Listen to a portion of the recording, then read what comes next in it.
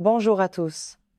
Je suis ravie de vous retrouver dans cet espace de confiance dédié à la santé masculine. Je suis le docteur Catherine Solano, urologue, et cela fait de nombreuses années que j'accompagne des hommes, tout comme vous, pour les aider à retrouver leur confiance, leur vitalité et un équilibre de vie serein. Aujourd'hui, j'aimerais commencer par une question très simple, presque intime. À quand remonte la dernière fois que l'on vous a dit que le plaisir solitaire n'était pas seulement normal, mais qu'il était en réalité un pilier de votre santé, car c'est une vérité médicale. Cette pratique soutient la santé de votre prostate, libère les tensions accumulées, favorise un sommeil réparateur et peut même enrichir votre complicité avec votre partenaire. Mais, et c'est un mais d'une importance capitale, cela n'est vrai que si vous le faites avec conscience et bienveillance envers votre corps. Trop souvent, dans le secret de leur intimité, beaucoup d'hommes s'enferment dans 3 erreurs silencieuses. Ces habitudes, qui semblent anodines au premier abord, programmant en réalité votre système nerveux à faire défaut au moment où cela compte le plus pour vous. Elles peuvent être à l'origine d'une faim précoce, de difficultés à maintenir une vigueur satisfaisante, ou même d'un désintérêt progressif pour la tendresse partagée. Aujourd'hui, je vais vous guider pas à pas pour comprendre pourquoi cette pratique est saine et ce qui relève de la normalité physiologique. Nous explorerons ensemble ces 3 erreurs majeures, en examinant leurs conséquences biologiques, émotionnelles et pratiques. Je vous proposerai également un plan d'action concret pour rééduquer votre corps, gagner en endurance et restaurer une confiance durable. Restez avec moi jusqu'au bout, car je partagerai un conseil supplémentaire qui pourrait transformer radicalement votre ressenti personnel. Mais avant d'entrer dans le vif du sujet, je vous invite à manifester votre intérêt par un geste simple sur cette vidéo. Cela permet à ce message de bienveillance d'atteindre d'autres hommes qui, comme vous, cherchent des réponses honnêtes. N'hésitez pas non plus à me dire, dans l'espace d'échange, depuis quelle belle région de France, ou d'ailleurs vous m'écoutez aujourd'hui. J'aime savoir jusqu'où porte notre communauté. Et bien sûr, si ce n'est pas déjà fait, rejoignez-nous pour que nous puissions parler de santé masculine, sans tabou et avec la rigueur scientifique que vous méritez. Pour bien comprendre l'importance de ce dont nous parlons, il faut d'abord accepter une réalité que peu d'hommes entendent. Chaque moment que vous vous accordez est une forme d'entraînement. À chaque fois, vous ne cherchez pas simplement une libération. Vous enseignez à votre cerveau et à votre corps comment réagir à l'éveil des sens. Notre cerveau est une machine d'apprentissage extraordinaire grâce à un processus que nous appelons la neuroplasticité. Il se modèle et crée des circuits neuronaux basés sur la répétition. Si vous agissez toujours dans la précipitation, distrait par des images artificielles sur un écran, avec une pression toujours identique et soutenue, votre corps enregistre ce schéma comme étant la norme. Et ce schéma ne reste pas cantonné à vos moments de solitude. Il vous suit jusque dans l'intimité de votre chambre à coucher, lors de vos rencontres réelles. Sur le plan biologique, cela modifie vos circuits de dopamine, votre sensibilité au toucher et même la façon dont les muscles de votre plancher pelvien se contractent. Émotionnellement, cela sème les graines de la frustration, de l'anxiété et parfois d'un doute profond sur votre propre masculinité. Dans la pratique, cela signifie que vous pourriez avoir du mal à prolonger l'instant avec votre partenaire ou même à ressentir l'élan nécessaire sans les conditions artificielles auxquelles vous avez habitué votre organisme. Mais la bonne nouvelle, celle que je veux que vous reteniez, c'est que tout comme on peut ancrer de mauvaises habitudes, on peut aussi en cultiver de nouvelles, saines et épanouissantes. C'est précisément ce que nous allons voir. En tant qu'urologue depuis plus de 12 ans, j'ai vu défiler dans mon cabinet à Paris des milliers d'hommes qui me confiaient les mêmes inquiétudes, souvent à voix basse. Pourquoi ne puis-je pas durer plus longtemps? Pourquoi ma vigueur s'estompe-t-elle avec ma compagne? Pourquoi les images virtuelles semblent-elles plus intenses que la réalité? Dans une immense majorité de cas, la cause n'est ni une maladie, ni une question d'hormones, ni même le poids des années. C'est simplement le résultat d'habitudes construites seules, sans guide. Commençons par examiner la première erreur, qui est sans doute la plus courante, la course contre la montre. Dites-moi honnêtement, avez-vous déjà traité ces instants de plaisir comme une tâche à accomplir le plus vite possible? Peut être tard le soir, après une journée de travail épuisante, sous l'effet du stress, et vous cherchez juste une décharge rapide pour pouvoir dormir. Ou peut être que, plus jeune, la crainte d'être surpris vous a poussé à développer cette habitude de finir au plus vite. Le problème biologique est majeur. Quand vous vous précipitez, vous renforcez les voies neuronales de la précocité. Votre cerveau finit par associer l'éveil des sens à une urgence. Votre corps apprend à entrer, sortir et terminer. Et le jour où vous êtes avec un partenaire et que vous souhaitez prendre votre temps, votre corps ne sait plus faire. Il retombe par réflexe sur l'entraînement rapide que vous lui avez imposé pendant des années. C'est un cercle vicieux émotionnel qui s'installe. Vous finissez trop tôt, vous ressentez de l'anxiété, et cette anxiété augmente les hormones du stress comme le cortisol.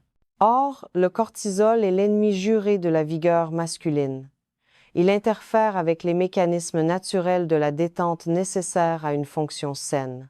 Pratiquement, l'intimité devient une source de stress au lieu d'être un plaisir. Au lieu de savourer la connexion, vous restez enfermé dans vos pensées à vous dire « pourvu que ça ne soit pas trop rapide cette fois ».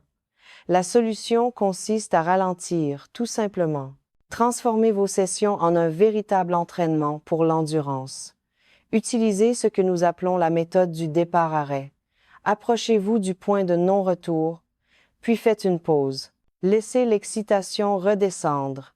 Respirez profondément, puis recommencez. C'est une façon d'enseigner à votre corps que l'excitation n'est pas un sprint, mais une mélodie que l'on peut étirer, contrôler et savourer. Considérez cela comme un exercice de fond, comme de la marche active dans nos parcs français.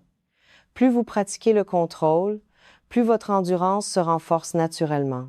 Cette quête de lenteur nous amène tout naturellement à réfléchir à ce qui capte notre attention pendant ces moments, et c'est ici que se cache la deuxième erreur, la dépendance au contenu visuel artificiel. Soyons réalistes, ces contenus sont partout aujourd'hui, accessibles en un clic sur un smartphone.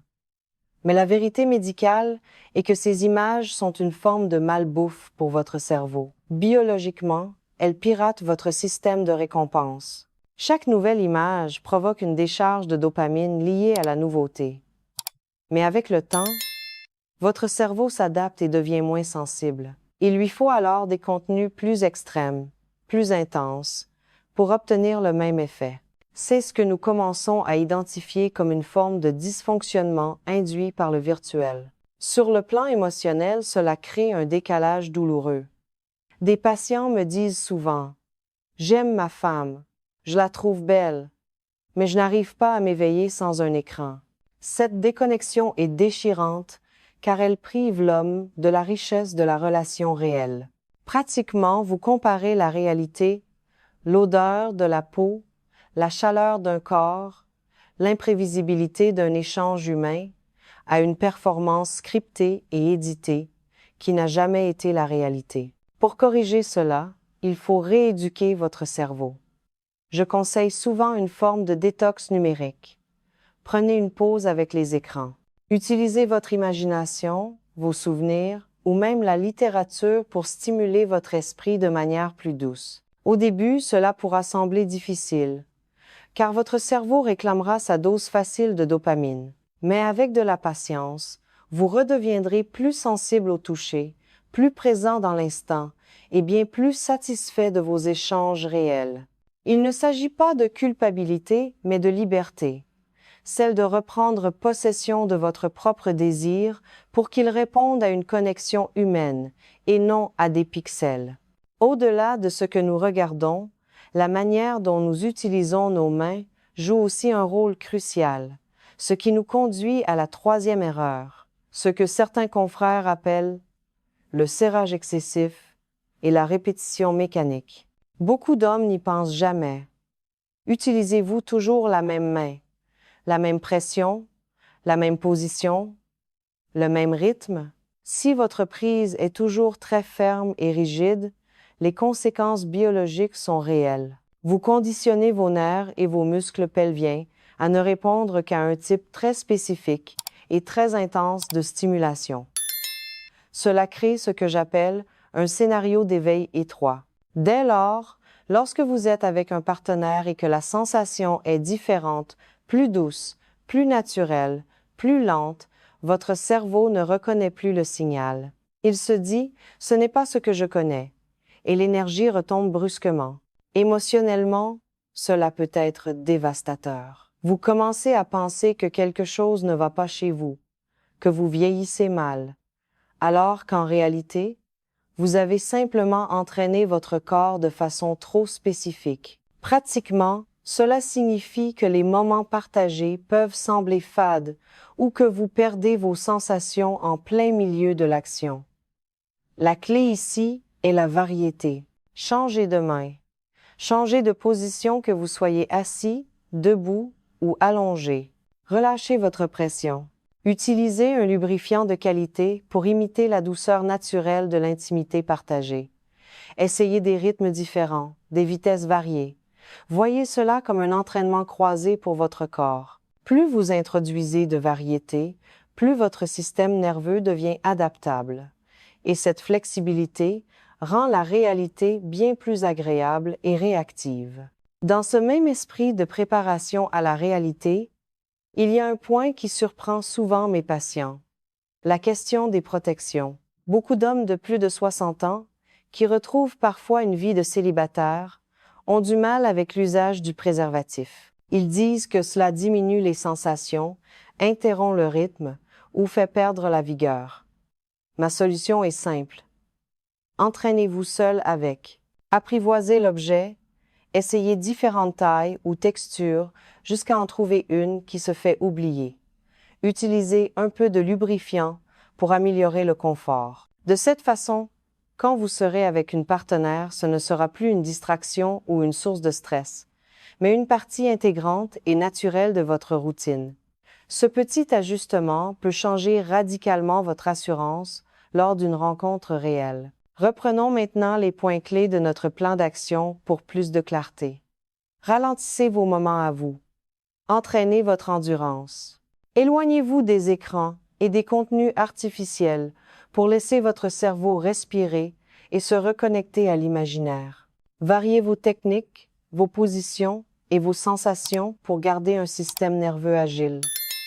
Et enfin, apprivoisez les protections si nécessaire pour qu'elles ne soient plus un obstacle. En faisant cela avec constance, vous remarquerez une vigueur plus solide, un meilleur contrôle du temps, une plus grande confiance en vous et, surtout, un plaisir bien plus profond, tant physiquement qu'émotionnellement.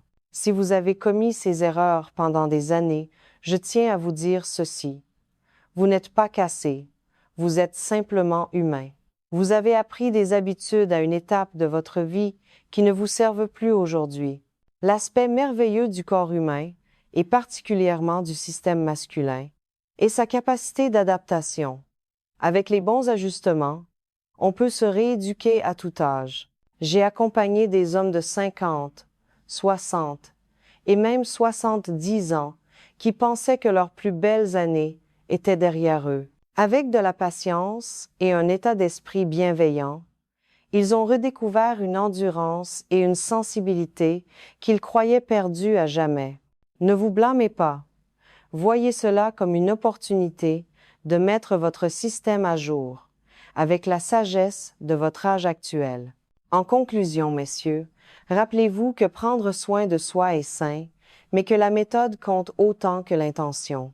En ralentissant, en vous libérant des écrans et en diversifiant vos sensations, vous n'améliorez pas seulement vos moments de solitude, vous transformez votre confiance et votre lien aux autres. La santé n'est pas qu'une question de mécanique, c'est une question de dignité, de liberté et de joie, de sentir que son corps répond à ses désirs. L'âge n'est jamais la fin de la vitalité, c'est simplement le début d'une nouvelle façon, plus consciente et plus riche, de l'exprimer. J'espère que ces réflexions vous apporteront la sérénité que vous recherchez. Si ce moment passé ensemble vous a été utile, n'hésitez pas à laisser une trace de votre passage en aimant cette vidéo ou en partageant votre avis dans les commentaires. J'ai hâte de lire quelle habitude vous avez décidé de changer en premier. Et pour continuer à explorer ces sujets de santé avec profondeur, pensez à vous abonner pour ne pas manquer nos prochaines rencontres. Prenez grand soin de vous, car votre bien-être est précieux. Souhaitez-vous que j'approfondisse un aspect spécifique de la santé de la prostate ou que je développe davantage les exercices de respiration pour la gestion du stress?